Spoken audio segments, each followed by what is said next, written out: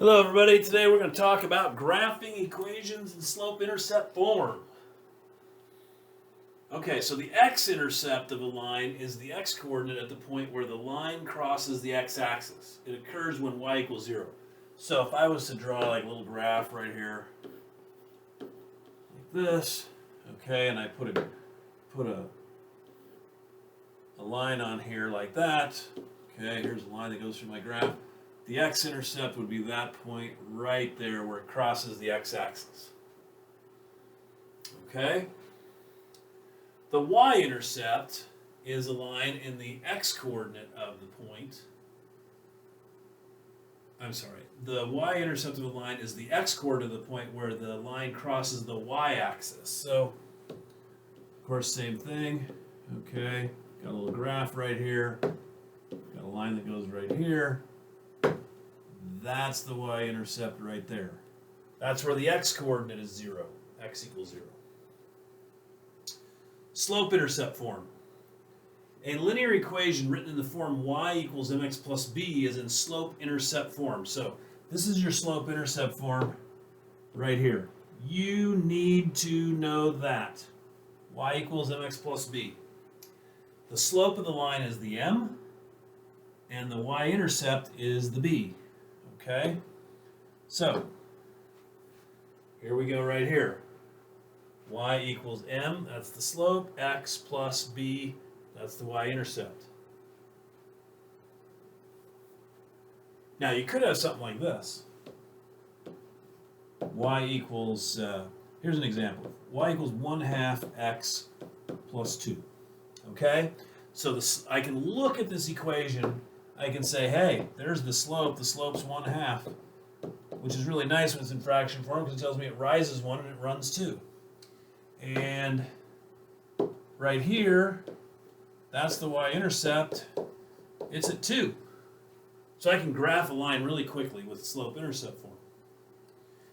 Let's see, here's another one. Y equals 4. Now that doesn't look like it's in slope-intercept form because there's no mx part, but what that really means is y equals 0x plus 4. 0 times x is just 0, so that becomes y equals 4. This tells me the slope is 0. This is a horizontal line at 4. I can graph this in very short order. It looks just like that, except it actually goes through the 4. There we go. Okay. Fun stuff. Now, if I see this, x equals, say, 3, that is not in slope-intercept form. That is a vertical line at x equals 3. And it does not have a y-intercept because it's parallel to the y-axis. Okay, so find the slope and the y-intercept of the graph in each linear equation. So I can look right here, and I can say, there's the slope. Whatever the number is in front of the x, that's the slope.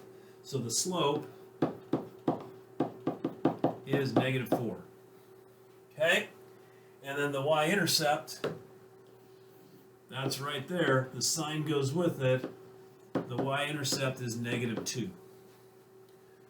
Okay, here's why I love slope-intercept form. I know that the y-intercept is -2. I can go put that on my graph. I know that the slope, this is -4, so I should have redrawn this a different way. Do this. Now let's just start this over.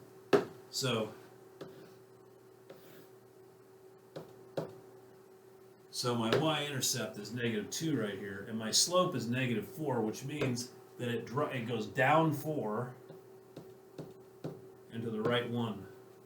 That's where my next point is. Down 4 and to the right 1 right there, and there's the line. And I missed my point. How exciting. I can't look at that, so we're going to go ahead and erase this and fix it.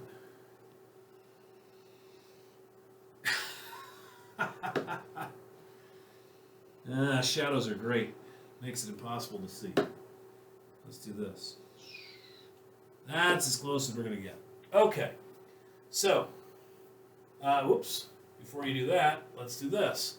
So y minus 5 equals 3 halves x. Now that is not in slope-intercept form, so you don't want to be going and guessing things yet. Now I'm pretty safe in saying the slope here is 3 halves, but I don't have, I got this number over here, it shouldn't be there. So I'm going to go ahead and add 5 to both sides. Okay, so y is 3 halves x plus 5. Now it's in slope-intercept form. Okay, and I can safely say that there's my slope, 3 halves. Means it rises 3 and it runs 2 to the right.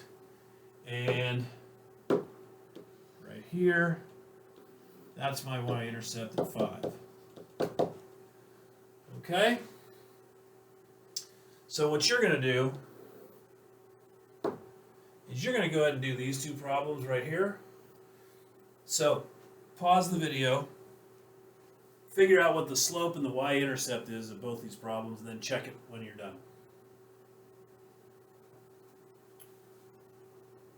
Okay, so the slope here is easy. It's 3.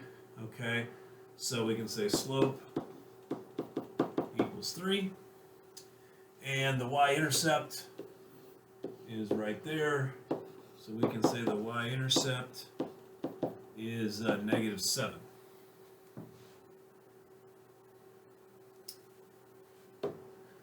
Over here again, this is one where it's not in slope-intercept form yet, so I'm going to go ahead and add 1 to both sides. So y is negative 2/3 x plus 1. And now I can say that there's the slope. So the slope is negative 2/3, which means it's going down to the right. It's going down 2 to the right 3. And my y-intercept is right here. The y-intercept is 1. So hopefully you got that. All right, y equals negative 3x plus 3. Identify the x-intercept. So we're going to have to graph this one. Okay, so piece of cake. The y, always start with the y-intercept. That's at 3. So go 1, 2, 3. There's my y-intercept right there. My slope is negative 3, so it's going to go down 3 to the right 1. I usually like to do it a couple of times. Or I can go up 3 into the left 1 if I really want to. Okay, and then I can go ahead and draw my line.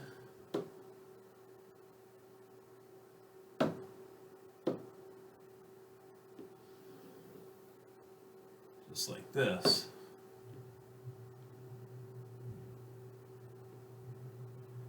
Okay. There's my line. Now, it says identify the x-intercept. So the x-intercept is right here. That's the point 1, 0.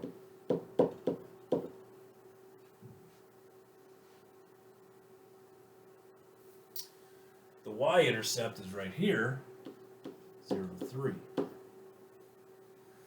Okay. X and y-intercepts, super important. If you can find both of them, it's really a good thing to put both of them on your graph. All right, the cost y in dollars of taking a taxi x miles is y equals 2.5x plus 2. There's my equation for taking a taxi x miles. First graph the equation, then interpret the y-intercept and the slope. Okay, so let's see, this looks like a nice color. So my y-intercept is 2. I'm going to go ahead and put that here. And then it says 2.5 is a slope. So I don't really want to go down 2.5. I want to write that as a fraction. 2.5 is 5 halves. Okay? So that's going to tell me I'm going to rise 5 and run 2. Rise 1, 2, 3, 4, 5, run 2. All right, so my line is going to go like this. Come off a little bit. Now here's the thing. X is the amount of miles that I drive, and I can't drive negative miles, so this graph is actually going to start right there at 0, and it's going to go one direction. It's going to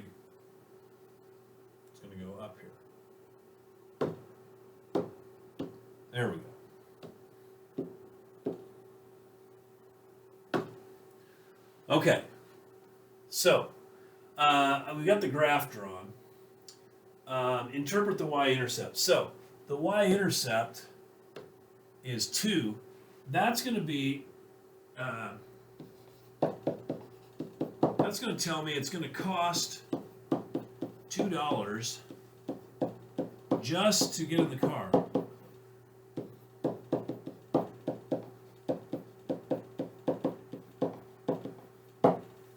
Okay, so that taxi opens the door, you get in, it costs you $2.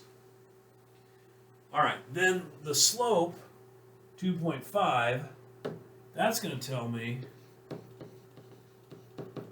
that it costs $2.50 for every mile that you drive.